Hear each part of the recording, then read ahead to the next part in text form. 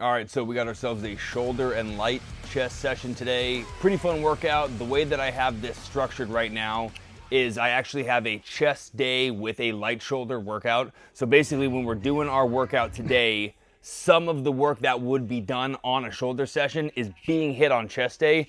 So some of the stuff that we're doing, you might seem like, oh, where's the rear delt work? Where's this happening? That's happening on a different day. So we actually get a little bit less volume on this day, which is kind of fun, and we'll talk about that in a little bit. All right, so starting off shoulders, pre-exhaust, we got 12, 10, 8, 8, 8.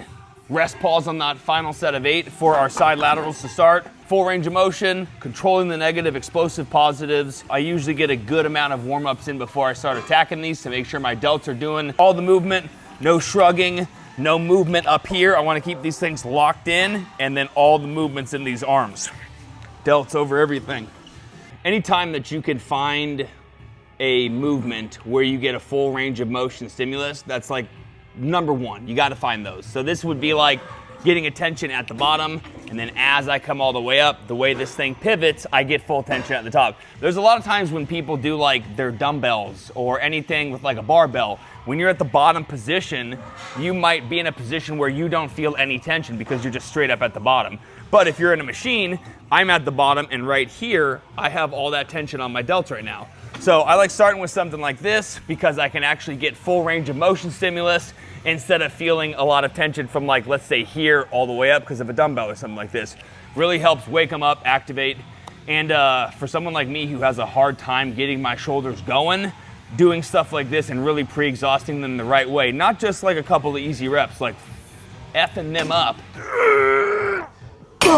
Set one. That's really gonna wake them up more. The pre-exhaust is a workout. It's not like a little, oh, I'm gonna dick around. It's like, it's the real deal. I forgot if I had a set. I'm done, okay. No, you're up. Okay. I don't wanna do this. Just kidding, here we go. Shoulders down. Also, one thing that I've been doing more on these, if you have one of these machines with the handles, I've been pushing it in and kind of like tensing up my lower arms and everything at the exact same time. How structurally sound I feel when I do that is pretty incredible. You know, just getting in here and being loose, you can get this thing moving. But pushing everything and stabilizing your whole body, man, I feel like I'm so properly prepared for this set, I could do it all day. Ugh.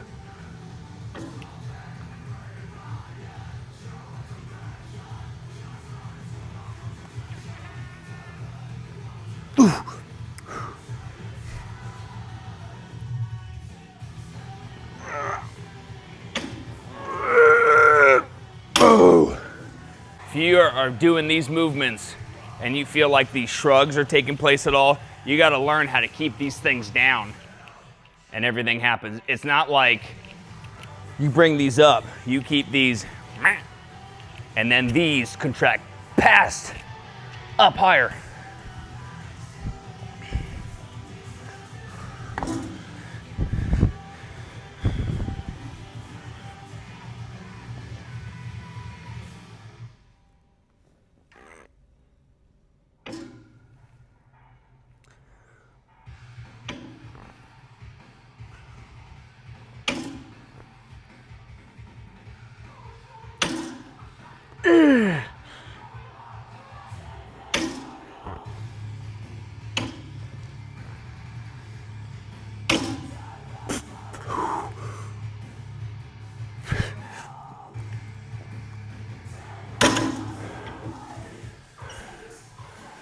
So now that we're done with our pre-exhaust, we're going on to our shoulder press. Gonna do 2 of them. We got behind the neck barbell shoulder press after this, but dumbbell alternating from the top, getting that lockout, not a huge lockout with no tension, but a slight bend, full contraction, and get all that tension at the top as well. Alternating from the top each rep.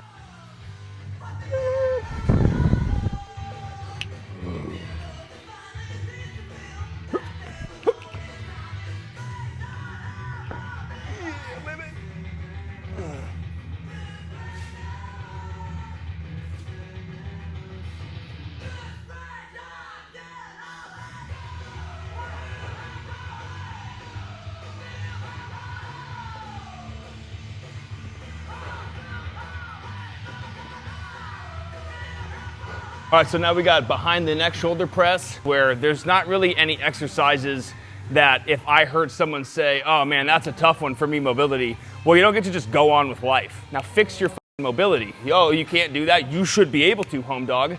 So even if you can't do it, work on it. And if you can do it, control it. Just kidding.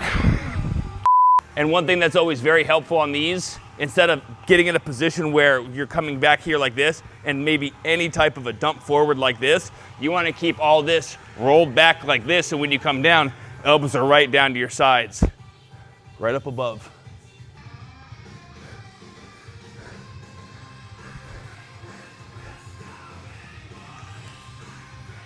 Yeah.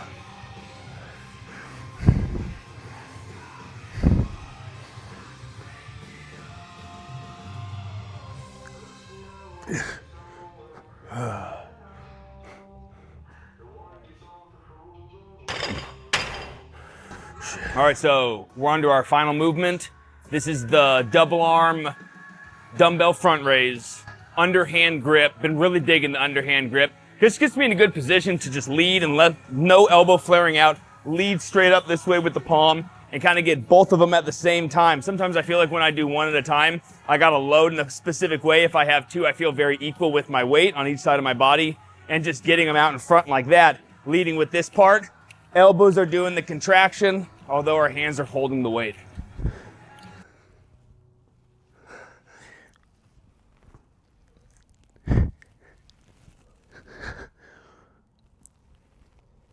Ugh.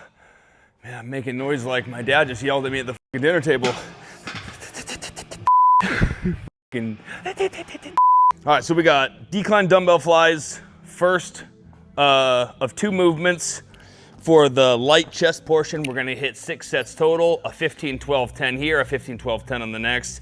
And we're just gonna do a little bit of decline work here today.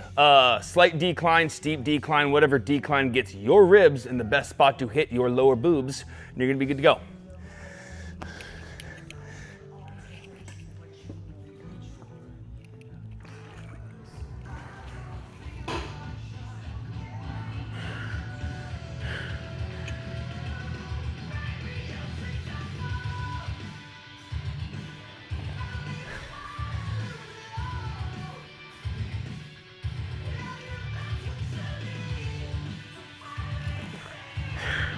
Second movement for our chest session, 3 sets, 15, 12, 10.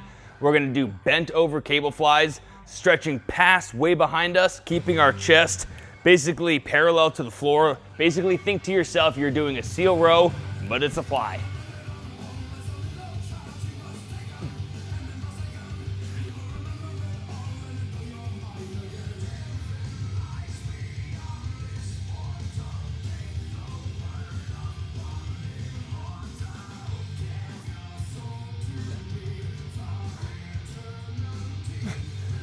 The reason why I like doing stuff like this, where I have light days, where it's a light shoulder, a light chest, anything where I might be putting like light hammies with quads, it's because sometimes when you're doing those workouts, the volume you might need to get fully annihilated for, let's say, 7 days of rest, it's not a 2 on 1 off, it's not a push-pull legs and you're hitting chest again in 4 days.